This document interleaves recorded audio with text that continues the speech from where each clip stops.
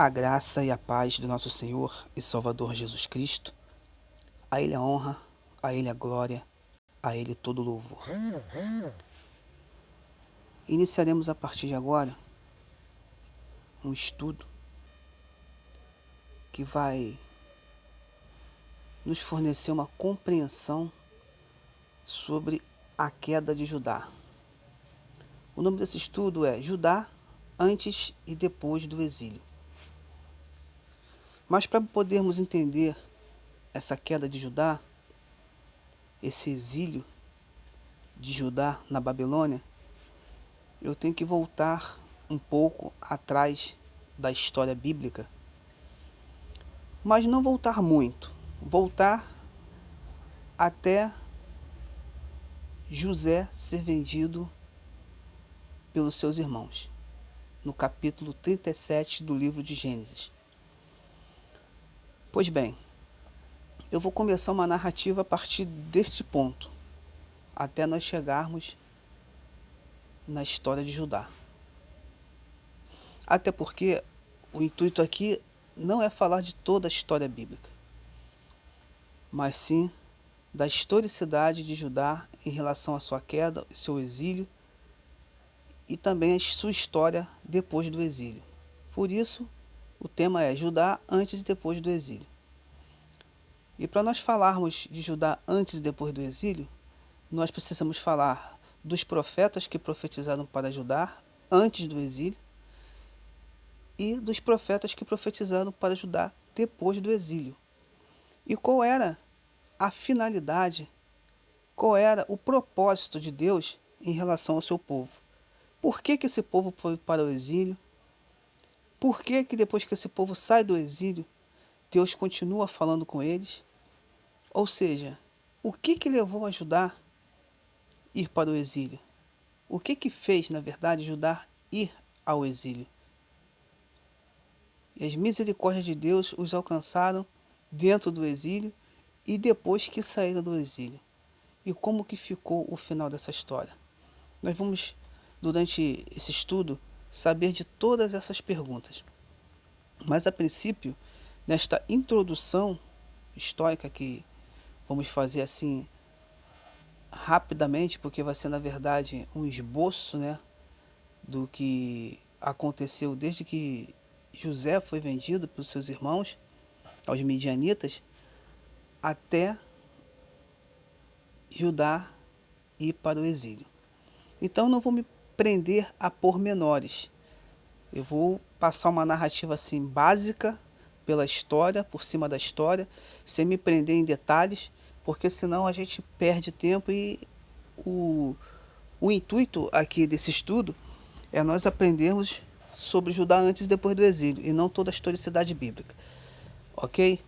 Bom, nós sabemos que José foi vendido pelos seus irmãos, porque José tinha sonhos, e esses sonhos colocavam sempre José acima dos seus irmãos, até mesmo acima de seu pai. Isso era uma verdade, porque isso era um sonho espiritual que José tinha. Isso trouxe contenda no meio dos seus irmãos, inveja principalmente. E os seus irmãos o venderam. Colocaram José dentro de uma cisterna, dentro de um buraco. E quando passava uma caravana de medianitas, eles venderam José para os medianitas. Bom, José foi vendido, a história continuou, e houve um período na história em que a fome chegou.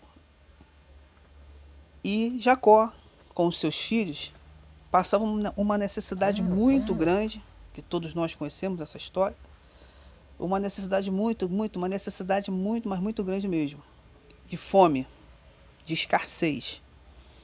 E como todos nós sabemos, o Egito sempre foi uma cidade de refúgio, uma cidade onde as pessoas iam buscar refúgio, seja numa questão de fome, seja uma questão de fugir de alguma situação. Nós temos, por exemplo, quando Maria e José fugiram com Jesus para o Egito, porque Herodes mandou matar todas as crianças de 2 anos para baixo. E o anjo do Senhor avisa que Maria e José fugissem para o Egito. Nós vimos também Jeroboão, quando Deus vai fazer o cisma, que nós vamos falar disso também, no reinado de Salomão, Jeroboão ele foge para o Egito também. Então o Egito era uma cidade de refúgio. Então os filhos de Jacó, eles vão até o Egito, isso já bem lá na frente da história, né? José já passou por várias situações dentro do Egito.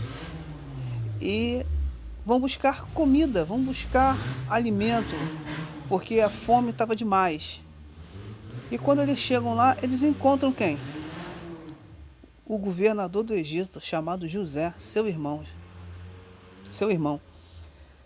E José reconhece os seus irmãos não reconhecem José. E José o ajuda e depois ajuda eles e depois pede para que eles possam trazer o pai, Jacó, e ali eles ficam morando no Egito junto com José. A família se reencontra depois de tantos e tantos anos, né? José era um jovem na época que foi vendido, agora José já é um homem. E José é governador do Egito nesse momento, capítulo 37 do livro do Gênesis. E a família fica ali. José, seus irmãos, sua irmã, Diná, e o seu pai, já velhinho, Jacó. Só que essa família que vai para o Egito, a família de Jacó, elas se reproduzem lá dentro de uma tal forma que eles ficam uma população maior que a população egípcia. E isso preocupa muito o faraó, rei do Egito. Então o faraó ele começa a colocar um serviço pesado para os hebreus, de forma a escravizá-los, porque controlando e dominando, eles não vão ter como se rebelar contra o rei do Egito. Mas, em uma desses trabalhos forçados, algum hebreu lá é chicoteado pelo soldado egípcio por causa do trabalho. E Moisés, vendo isso, parte para cima do soldado, entra em luta corporal e o mata. E Moisés tem que fugir. Moisés foge do Egito e vai para o deserto.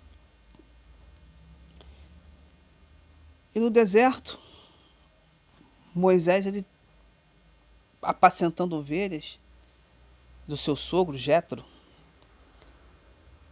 ele vai subir ao monte para buscar uma ovelha perdida e ele se depara com uma sarça ardente, um arbusto de árvore pegando fogo, mas o fogo não consumia a árvore. Era um fogo espiritual, era um fogo da parte do Senhor, né? Então, daquela sarça ardente sai uma voz falando com Moisés: tire a sandália dos seus pés, que o lugar que você pisa é santo. Ou seja, Moisés tem um encontro com o Senhor e a partir desse momento o Senhor vai dar instruções a Moisés para que Moisés tire o seu povo Israel de dentro do Egito. No livro do Êxodo, Deus vai dizer assim para Moisés que ele desceu porque ouviu as súplicas do povo dele, né? Desceu como? Desceu em forma de fogo ardente daquele arbusto que não o consumia. As manifestações de Deus são várias, né? E Deus se manifestou para Moisés dessa forma. Então Moisés agora passa a ser legislador de Deus para poder tirar o povo do Egito. E como Moisés não falava muito bem, tinha uma língua pesada, ele trabalha junto com seu irmão Arão para poder tirar o povo do Egito. E aí Moisés consegue tirar o povo do Egito. Não vou entrar em pormenores, como eu já disse, as pragas, coisa e tal, porque isso não nos interessa. É uma história assim, um pouco... não um pouco, né? É uma história assim, panorâmica, que eu estou fazendo aqui só para a gente poder relembrar, até a gente chegar realmente onde a gente quer, que é ajudar antes e depois do exílio. Então Moisés ele sai com aquele povo, o faraó vem atrás, Moisés atravessa o Mar Vermelho, toca com o seu cajado no Mar Vermelho, e Moisés atravessa com o povo, porque Moisés vai perguntar ao Senhor quando vê aquele exército de egípcios vindo atrás deles. E Moisés no meio, na frente dele só tem o mar, ele vai falar com o Senhor e o Senhor, Moisés, por que clama a mim? Diga a esse povo que marche. Toque no seu cajado nas águas. E Moisés, quando toca o cajado nas águas, o mar se abre, o povo passa em seco e os egípcios vêm atrás, mas quando o povo já sai do outro lado do mar e os egípcios estão no meio da passagem. Então Deus faz com que o mar se emende novamente e aqueles egípcios, com seus carros, cavalos e cavaleiros, se perdem pelo mar vermelho.